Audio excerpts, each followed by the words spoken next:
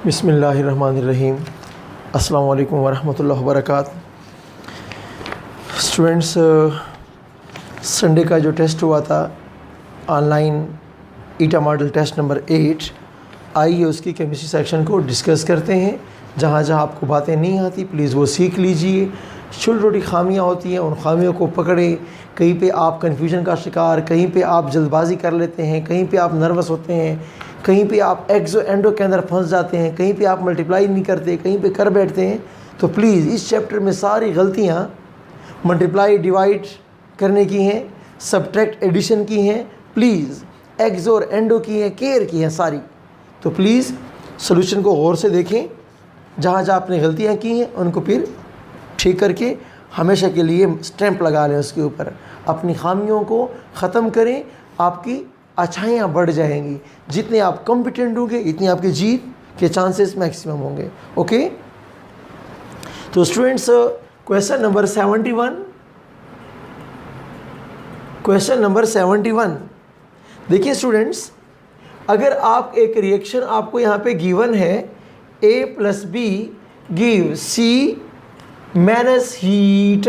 Okay students, मेरी बात को गौर से सुन लीजिए। अगर डेल्टा H अलग से लिखा हुआ होता और नेगेटिव वैल्यू होती फिर तो एक्सो रिएक्शन था ये, लेकिन यहाँ पर तो ये माइनस हीट जो लिखा हुआ है रिएक्शन के अंदर का हिस्सा है। प्लीज़ स्टूडेंट, इस थर्मोकेमिस्ट्री के चैप्टर में इस एरो का मतलब क्या होता है? Is equal to. तो ये माइनस हीट को आप इस जाने में ले आएंगे तो क्या हो जाएगा? A + B + heat gives C। तो आपने क्या देखा कि ये तो वाकई एक एंडोथर्मिक रिएक्शन है। तो क्वेश्चन नंबर 71 का आंसर नंबर A सही है। Okay, question number 72, enthalpy of neutralization is maximum. Student, जब ये क्वेश्चन आपसे कोई पूछे कि एंथैल्पी ऑफ न्यूट्रलाइजेशन, स्टूडेंट्स ये हमेशा किसके लिए होता है? ये हमेशा 1 मोल के लिए फिक्स्ड हुआ करता है। ओके, 1 मोल के लिए, और इसकी वैल्यू क्या होती है?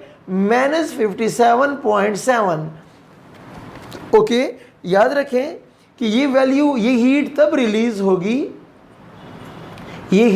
रिलीज होगी जब आपके पास क्या हो? स्ट्रांग एसिड और स्ट्रांग बेस का रिएक्शन करवाया जाएगा, तब जाके ये वाली हीट रिलीज होगी। तो अब क्वेश्चन को देखें कि कौन सा ऐसा एसिड है जो ज़्यादा हीट रिलीज़ करे अगर KOH से रिएक्ट करवाया जाए। तो स्टूडेंट्स, एसीटिक एसिड एक वीक एसिड है, फास्फोरस एसिड एक वीक एसिड है, सल्फ्यूरिक एसिड एक स्ट्रॉन्ग एसिड है, H3PO4 एक वीकर एसिड है। तो आपके पास क्वेश्चन नंबर 72 का आंसर नंबर C हो जाएगा। मेरी बात गौर से सुनिए। अगर आपने C को इसलिए टिक मार किया है कि ये 2H+ देगा, फिर पानी के मॉलिक्यूल भी 2 बन जाएंगे। स्टूडेंट्स, एंथैल्पी ऑफ न्यूट्रलाइजेशन 2 मोल के लिए नहीं होता। तो प्लीज़ सल्फ्यूरिक एसिड होता या ये नाइट्रिक एसिड होता या ये परक्लोरिक एसिड होता, फिर भी आंसर यही हो जाता फिर आपके पास। ओके, डी आंसर नहीं है। अगरचे वो H+ ज़्यादा दे सकता है, लेकिन मुझे तो स्ट्रांगर एसिड चाहिए था। ओके, प्लीज़ क्वेश्चन नंबर 73, एक बैलून है, बैलून नियान गैस का भरा हुआ। जब बाहर से आप अंदर AC रूम में लाते हैं तो ज़ाहिर सी बात है कि बाहर गर्मी थी और अंदर ठंडक, तो क्या हो जाएगा? स्टूडेंट्स, ये बैलून छोटा हो जाएगा। छोटे का मतलब क्या हुआ? क्वेश्चन नंबर 73 में आपके पास बैलून की बात हो रही है, तो जब इस बैलून का वॉल्यूम क्या हो जाएगा? वॉल्यूम डिक्रीज होगा। इसका मतलब ये होता है कि work is done by surrounding ने इसके ऊपर काम किया है और वॉल्यूम कम हो गया है। Okay, so this work is positive. Student, जब AC रूम में जाएगा तो बैलून से हीट रिलीज होगी। ओके, बैलून ठंडा हो रहा है, जब ठंडा हो रहा है तो बैलून की हीट रिलीज हो रही है। चूंकि हीट यहाँ पर रिलीज होगी जब कोई चीज़ ठंडी होती है वो अपना हीट रिलीज कर रही होती है, तो क्या हो जाएगा स्टूडेंट, यहाँ पर Q क्या हो गया है, Q आपके पास नेगेटिव हो गया है। और स्टूडेंट्स ये बैलून की जो बाउंड्री है, ये बाउंड्री इस वक्त ऑफ कोर्स रियल बाउंड्री है। ओके, तो क्वेश्चन नंबर 73 का आपके पास आंसर नंबर ए सही है। Okay, Q is negative, work is positive and boundary is real. Okay, question number 74। Students मेरी बात को और से प्लीज सुनते जाएं कि फॉर एग्जांपल आपके पास ऑक्सीजन एक एटम है, जब ये इलेक्ट्रॉन गेन करेगा O-1 बनेगा। स्टूडेंट यहाँ पर हीट रिलीज होती है।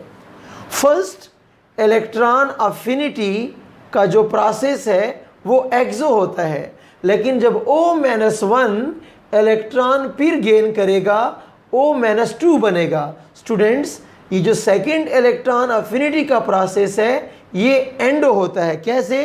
क्योंकि रिपल्शन होती है इस इलेक्ट्रॉन पे, हम वर्क करते हैं ऑक्सीजन में इलेक्ट्रॉन ऐड करने के लिए।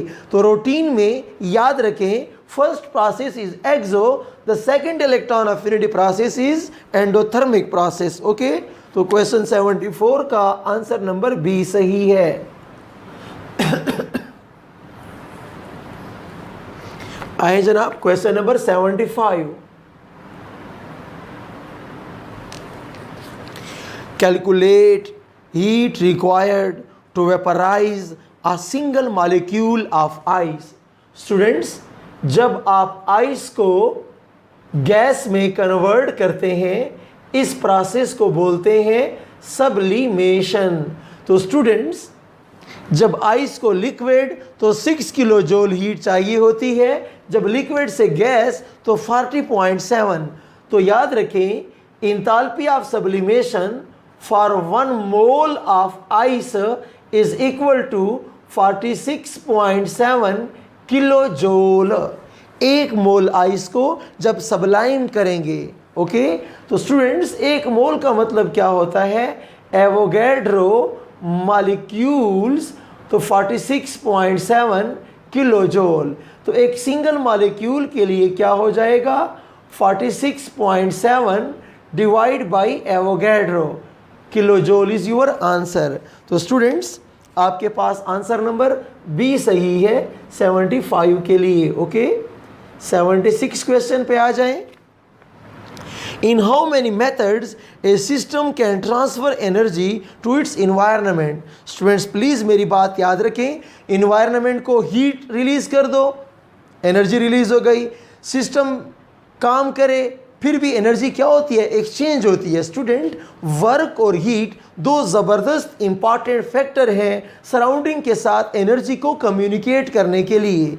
जब सराउंडिंग ने मुझ पे काम किया मेरी एनर्जी बढ़ गई, सराउंडिंग ने मेरी हीट ले ली तो मेरी एनर्जी कम हो गई। ओके प्लीज स्टूडेंट्स, तो आपके पास क्वेश्चन नंबर 76 के लिए आंसर नंबर डी सही है। Okay, answer number D. Question number 77 please. जब आप मरकरी आपके पास स्टूडेंट्स मौजूद है और ये लिक्विड है, इस मरकरी लिक्विड को आप मरकरी सॉलिड में कन्वर्ट करते हैं, तो स्टूडेंट्स क्या करोगे, आप कूल करोगे। यानी क्या होगा, इस प्रोसेस में हीट रिलीज हुआ करती है। इस प्रोसेस में क्या होगी स्टूडेंट्स, हीट क्या होगी, देखिए इक्वेशन के अंदर मैं हीट लिख रहा हूं। ओके, हीट रिलीज हो रही है, द प्रोसेस इज एक्सोथर्मिक। आसान सी बात है, तो इसकी वैल्यू क्या होगी, नेगेटिव होगी। तो 77 का आंसर नंबर बी सही है। ओके, क्वेश्चन नंबर 78 कहते हैं कि एक्टिवेशन एनर्जी का डायग्राम कंसीडर कर लें।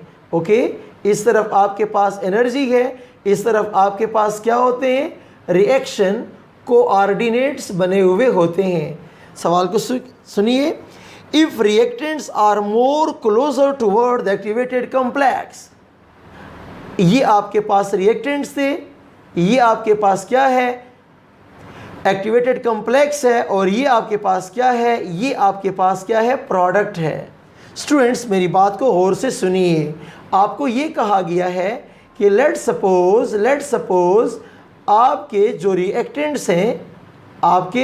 जो रिएक्टेंट्स हैं वो एक्टिवेटेड स्टेट के ज़्यादा करीब हैं, एक्टिवेटेड स्टेट के ज़्यादा करीब हैं।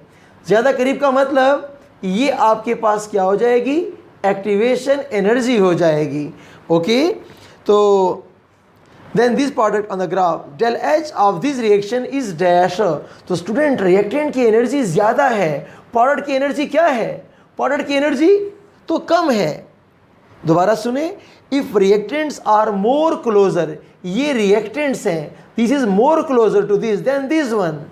तो प्रोडक्ट की एनर्जी जब क्या होगी आपके पास, प्रोडक्ट की एनर्जी आपके पास कम है, रिएक्शन इज एक्सो। जब एक्सो होगी तो डेल एच क्या होगा, del H is less than zero, क्योंकि आपके पास नेगेटिव वैल्यू होती है इंथैल्पी चेंज की एक्सोथर्मिक प्रोसेस के लिए। तो 78 के लिए स्टूडेंट्स आपके पास आंसर आ जाएगा B. Okay, question number 79, specific heat capacity is minimum for dash. Students क्यों गलती करते हैं, स्पेसिफिक हीट कैपेसिटी जब हमने वाटर की लेनी होती है तो हम तो 1 ग्राम की बात करते हैं, 1 ग्राम तो फिक्स हो गया है। तो आप मुझे 10 kg दो, आप मुझे 1 लीटर दो, आप मुझे 18 ग्राम दो, मुझे परवाह नहीं है, मैंने हर एक ही 1 ग्राम की बतानी है। तो सब के लिए क्या होती है, सेम होती है। तो 79 का आंसर नंबर डी सही है, answer number D. Okay,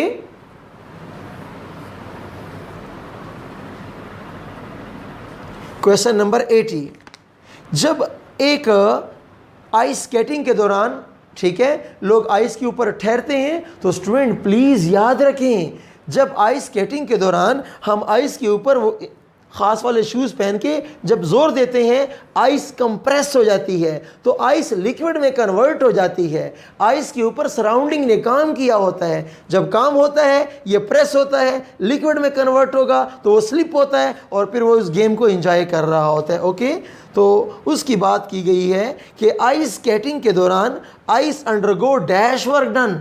student this work done is positive work done. Okay, question number 80 का आंसर नंबर ए सही है, बिकॉज वर्क इज डन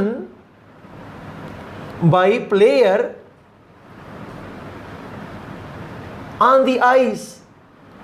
ठीक है, उस प्लेयर ने आइस के ऊपर वर्क किया है। Please, solids are not compressible in routine but ice is compressible solid. Okay, आगे चलें, question number 81 please. Consider activation energy for a reaction is 15 kilo joule. कहते हैं कि जनाब लेट सपोज करें प्लीज,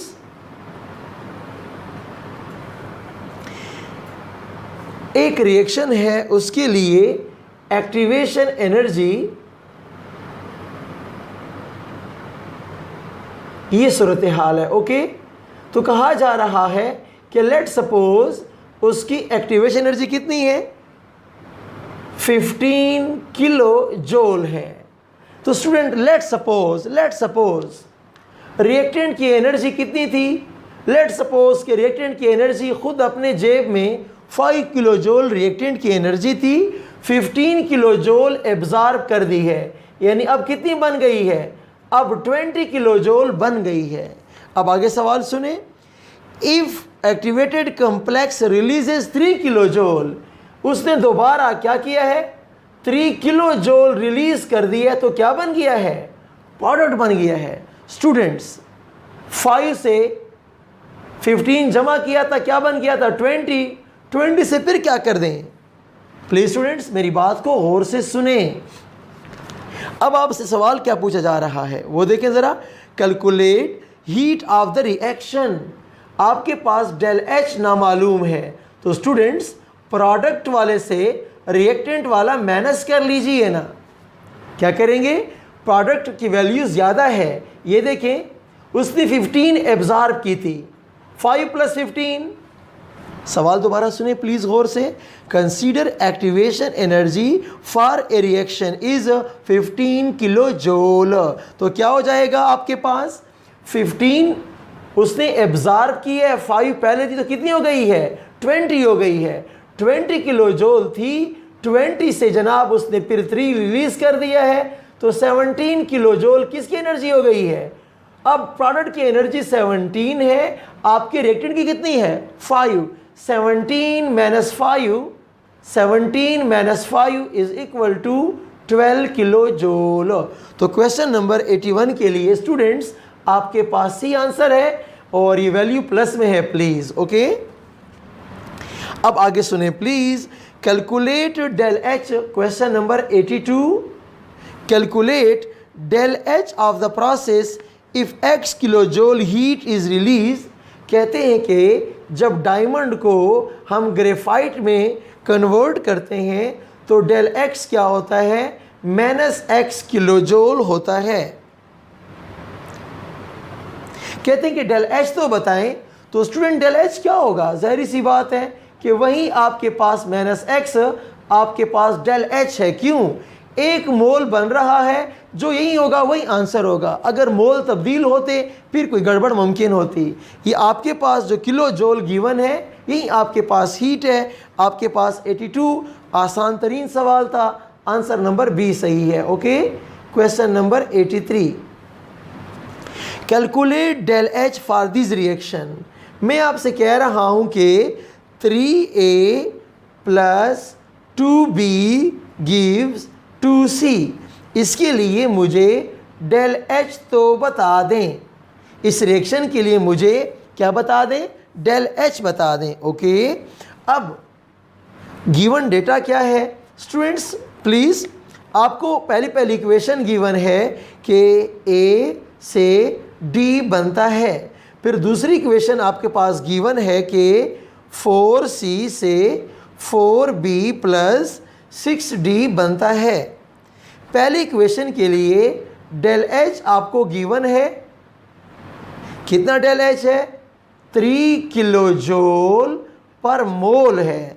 और दूसरी के लिए डेल एच आपको गिवन है -8 किलो जूल पर मोल नहीं है। ये स्टूडेंट्स तुम्हें क्या चाहिए, तुम्हें 3a चाहिए। किस साइड पे चाहिए, रिएक्टेंट पे चाहिए। तो ऐसे कर लो कि इक्वेशन नंबर 1 को 3 से मल्टीप्लाई कर दो, तो क्या हो जाएगा, ये 3a से 3d बन जाएगा। और डेल एच क्या होगा 3 × 3 9 किलो जूल आपके पास हो जाएगा। ओके, क्या होगा, इस पहले इक्वेशन के लिए 9 किलो जूल हो गया है। अब देखें दूसरी इक्वेशन में कितने c है 4c है, और ये क्या है 2c है। तो स्टूडेंट इक्वेशन नंबर 2 को उल्टा भी कर दें और 2 पर डिवाइड भी कर दें। इक्वेशन नंबर 2 को क्या करें, इन्वर्ट भी करें और डिवाइड बाई 2 भी करें। तो क्या हो जाएगा ये स्टूडेंट्स, ये हो जाएगा 4b divide by 2, 6d divide by 2, 4c divide by 2।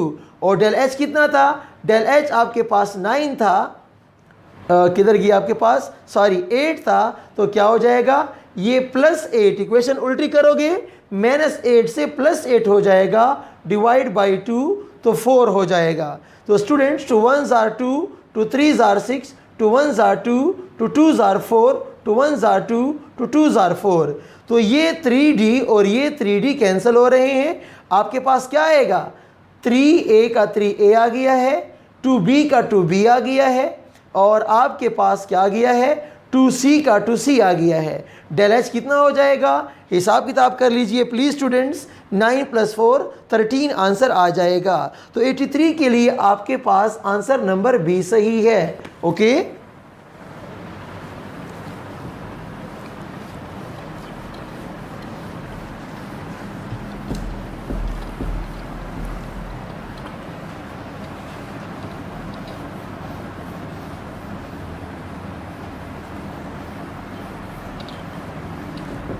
शाबाश, जल्दी जल्दी देखिए। क्वेश्चन नंबर 84 पे आ जाएं। शाबाश, क्वेश्चन नंबर 84 कहते हैं कि कौन सी बात स्टूडेंट्स कहा गया है कि कौन सी बात गलत है। ऑप्शन ए में कहा गया है कि रेड फास्फोरस से जब वाइट फास्फोरस से जब P4 आपके पास वाइट है, इससे P4 रेड बनाते हैं। Okay, red phosphorus from white phosphorus. Students, आपको आपकी टेबल में वैल्यू गिवन है, ये एक एक्सोथर्मिक प्रोसेस है, almost -17 kilo joule heat release होती है। ओके, तो ये बात तो ठीक है। दूसरी बात की गई है कि इंथैल्पी चेंज ऑफ फॉर्मेशन जो वाटर के लिए होती है 0 है। ये वाली बात स्टूडेंट गलत है। आपको मालूम होनी चाहिए कि almost -285 kilo joule enthalpy change of formation of H2O होती है। ओके, तो ये दूसरा ऑप्शन आपके पास गलत है, गलत ऑप्शन ढूंढना था, तो 84 के लिए आपके पास बी आंसर सही है। माइंड ना करें, ऑप्शन सी में थोड़ी सी गलती मौजूद है कि enthalpy of combustion of methane is 890, ये -890 होना चाहिए था, लेकिन फिर आंसर बी एंड सी अगर होते तो आप बी एंड सी पे लिखते कि दोनों गलत हैं। तो चूंकि बोथ का तो ऑप्शन नहीं है, तो फिर ज़्यादा गलती किसमें पाई जाती है? ज़्यादा गलती ऑप्शन नंबर बी के अंदर पाई जाती है। हम बी को फिर टिक मार कर लेते हैं। ओके, इंसानी गलतियाँ होती रहती हैं, बाई चांस उनसे मैंने भूल गया है, sorry for that. Question number 85 कहते हैं कि enthalpy change of formation is not 0 at 30 degree centigrade for dash. तो student, bromine by nature liquid होता है, उसकी तो इंथैल्पी 0 होती है।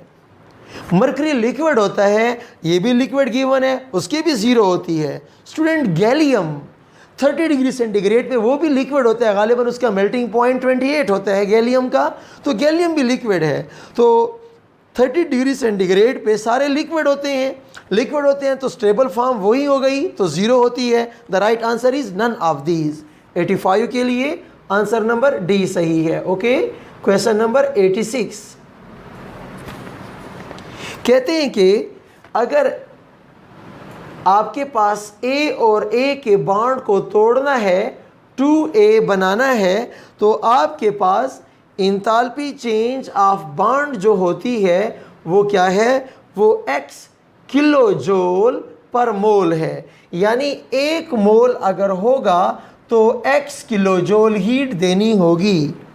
मैंने पूछा कि एक मॉलिक्यूल का, तो स्टूडेंट्स एवोगैड्रो 1 मोल में एवोगैड्रो मॉलिक्यूल के लिए x किलो जूल, तो एक सिंगल मॉलिक्यूल के लिए क्या होगा? x/Na is your answer. Okay, तो 86 के लिए आंसर नंबर ए सही है। Question number 87 please. If internal energy of the system is increase, system की इंटरनल एनर्जी बढ़ा दी जाए तो स्टूडेंट क्या वाकया होगा? मे बी कि स्टेट चेंज हो जाए, ओके, मे बी कि टेम्परेचर राइज हो जाए, मे बी कि केमिकल रिएक्शन वाकया हो जाए। ये सारी बातें पॉसिबल हैं। 87 का आपके पास आंसर नंबर डी सही है। Okay, question number 88 please. कहते हैं कि अगर आपके पास x + y गिव्स z, और अगर आपके पास इंथैल्पी चेंज ऑफ फॉर्मेशन मालूम करें, ठीक है, एक मिनट, सॉरी, क्वेश्चन ये है कि अगर आपके पास x + y गिव्स 5z + 10 जॉल, तो स्टूडेंट्स देख लीजिए कि 5 मोल ऑफ z के लिए -10 जूल रिलीज होती है, तो 1 मोल के लिए क्या हो जाएगी? 1 मोल के लिए -10 डिवाइड बाई 5, तो -2 जूल रिलीज होगी। 1 मोल के लिए मैंने क्यों कहा है? क्वेश्चन में कहा गया है कि इंथैल्पी चेंज ऑफ फॉर्मेशन बताएं 1 मोल के लिए। The right answer of 88 question is option number A. Okay please. Question number 89 students, question number 89 में आपसे कहा गया है कि इंथैल्पी चेंज ऑफ हाइड्रेशन किसके लिए क्या होगी? मैक्सिमम होगी। Enthalpy change of hydration directly proportional to charge, inversely proportional to size है। तो स्टूडेंट आपके पास एक A+2 है, एक आपके पास B+1 है और एक आपके पास C+2 है। तो इन दोनों की वैल्यू चार्ज वाइज तो ये जीत जाएंगे, लेकिन इन दोनों में जिसका साइज कम होगा तो A का साइज कम है, 89 का A आंसर सही है। क्वेश्चन नंबर 89 के लिए A आंसर सही है। चार्ज इसका ज़्यादा है, साइज इसका सबसे कम होता है। ओके, अब मेरी बात सुनिए स्टूडेंट्स।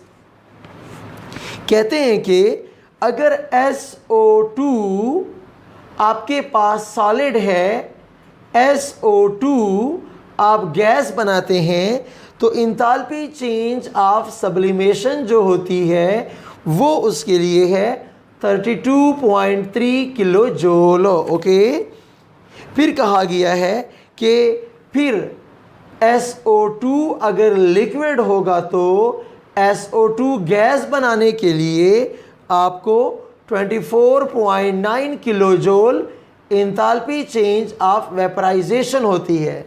तो students enthalpy change of fusion पहले निकाल लें, तो 32.3 माइनस 24.9 तो 25, तो ये 7.4 किलो जूल आ जाएगा। लेकिन मैंने पूछी क्या है, इंथैल्पी चेंज ऑफ फ्यूजन नहीं पूछा, मैंने इंथैल्पी चेंज ऑफ फ्रीजिंग पूछी है। फ्रीजिंग में एनर्जी रिलीज होती है, तो यही वैल्यू होगी। साइन चेंज कर दो तो क्या हो जाएगा, -7.4। The right answer is option number A for question number 90। Question number 90 के लिए ऑप्शन नंबर ए सही है। ओके, क्वेश्चन नंबर 91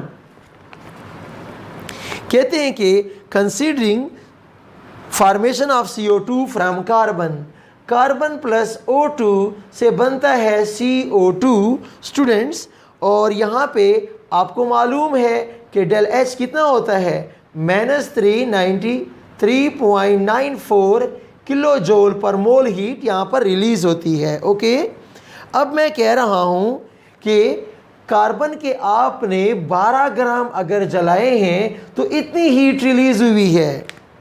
ओके, तो मेरी बात ज़रा सुन लीजिए कि -393.94 किलो जूल के लिए तुम्हें 12 ग्राम कार्बन के चाहिए। ओके, 12 ग्राम ऑफ कार्बन के चाहिए। तो स्टूडेंट्स क्या होगा, 1 किलो जूल के लिए 12 डिवाइड बाई -393.94 हो जाएगा। और आपसे अब कहा गया है कि 1850 के लिए बताएं, तो क्या होगा, 12 -393.94 मल्टीप्लाई बाई 1850 आंसर आ जाएगा। और अगर शॉर्टकट कारोबार करना है स्टूडेंट्स देख लीजिए, ये कितनी वैल्यू है, ऑलमोस्ट 400 है, और 18 कितना होता है, 4 4s are 16, थोड़ा सा ज़्यादा है, तो 4 पॉइंट समथिंग मोल क्या होने चाहिए, कार्बन के होने चाहिए, 4 पॉइंट समथिंग मोल। ओके, तो एक 12 ग्राम है, 4 के लिए 12 4 48 से ऊपर कुछ होना चाहिए, आंसर नंबर बी आ जाएगा। तो आपकी मर्ज़ी है, शॉर्टकट करते हैं तो ऐसे कर लें जिस तरह मैंने समझा दिया, और अगर स्टेप वाइज करते हैं तो इसको सॉल्व करें। It demand shortcut methodologies. Okay,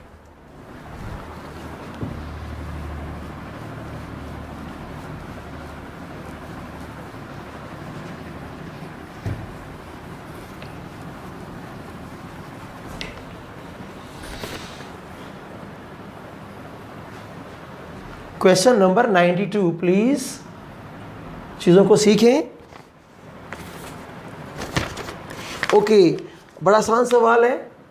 4Fe + 3O2 gives 2Fe2O3 plus 1648 kilo joule.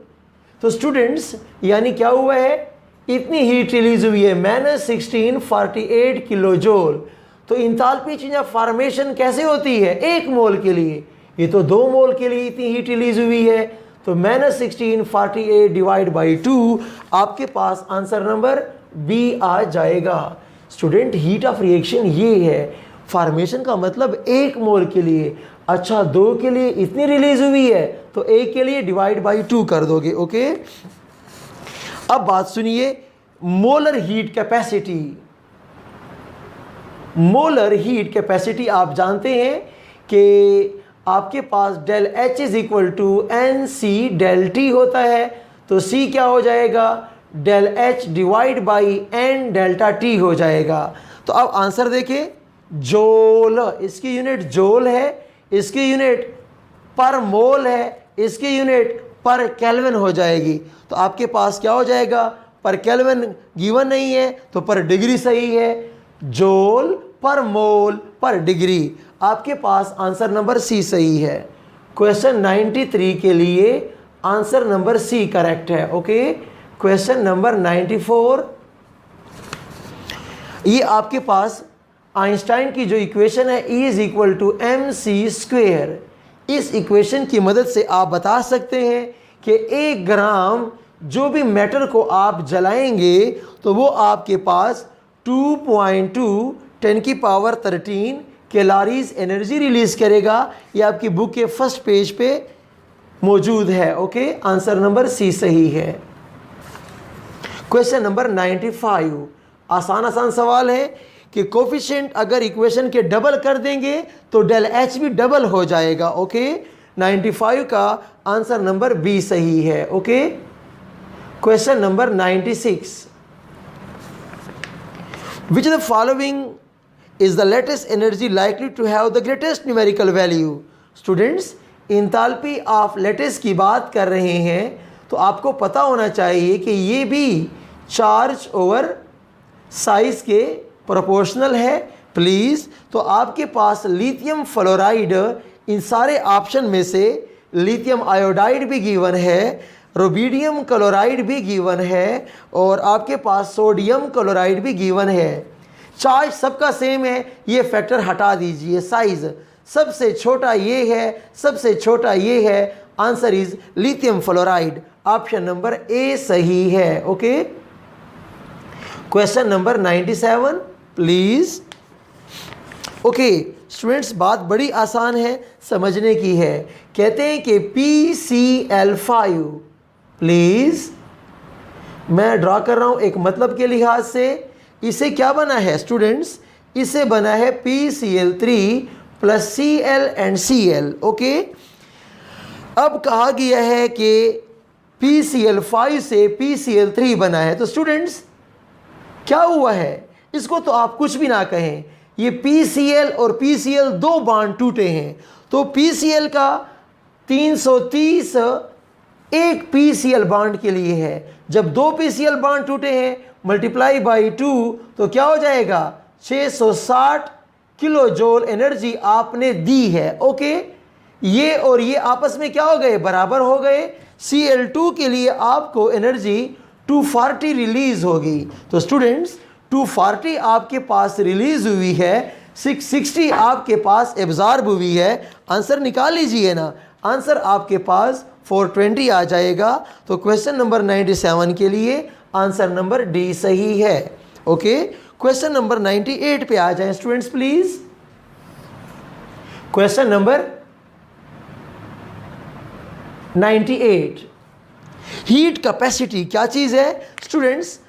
Thermochemistry में कुछ बातें क्या होती हैं, कुछ एक्सटेंसिव प्रॉपर्टीज होती हैं और कुछ इंटेंसिव प्रॉपर्टीज होती हैं। वो प्रॉपर्टी जो एक्सटेंसिव होती है वो मैस पे डिपेंड करती है। ओके, तो हीट कैपेसिटी चूंकि एक एक्सटेंसिव प्रॉपर्टी है इसलिए the right answer is mass, और ये आपके एक्सरसाइज का गिवन MCQ है। ओके, क्वेश्चन नंबर 98 के लिए आपके पास आंसर डी है। और याद रखें कि हीट कैपेसिटी जो होती है ये एक एक्सटेंसिव प्रॉपर्टी है। स्टूडेंट्स अगर यहाँ पर ऑल ऑफ दीज का आंसर होता तो वो फिर बेस्ट होता, बिकॉज प्रेशर पे भी डिपेंड करता है, वॉल्यूम पे भी करता है, नेचर कंपोजिशन पे भी करता है। ओके, लेकिन यहाँ पे ऑल का तो ऑप्शन ही है। तो बेसिकली ये चूंकि एक एक्सटेंसिव प्रॉपर्टी है, मैच डिपेंडेंट है, और आपकी बुक वालों ने भी इसी को टिक मार किया हुआ है। ओके, क्वेश्चन नंबर 99 पे आ जाए, शाबाश।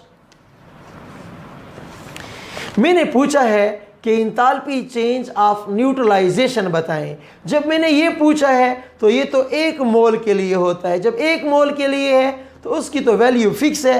अल्लाह करे आप 24.5 ग्राम सल्फ्यूरिक एसिड डालें या पूरा का पूरा ड्रम उल्टा दीजिए। जब मैंने पूछा है 1 मोल के लिए तो 1 मोल की वैल्यू तो उसकी हमेशा फिक्स हो गई है। ओके, तो 99 के लिए आपके पास आंसर नंबर बी सही है। क्वेश्चन नंबर 100 पे आ जाएं। बार्नहाबर साइकिल लेटेस्ट एनर्जी किसकी मालूम करता है? आयनिक कंपाउंड की, बाइनरी आयनिक कंपाउंड्स की। Okay, diamond, covalent, gold, metallic, iodine, molecular solid, none of these the right answer. तो क्वेश्चन नंबर 100 के लिए आंसर नंबर डी सही है। ओके, प्लीज़ काम कीजिए, प्लीज़ काम कीजिए। जो सवाल आपको नहीं आते मैंने एक्सप्लेन कर दिए। अपनी खामियों को काबू करें, फिर जीत आपकी मुकद्दर बनेगी। ओके, गुड लक, अल्लाह हाफ़िज़।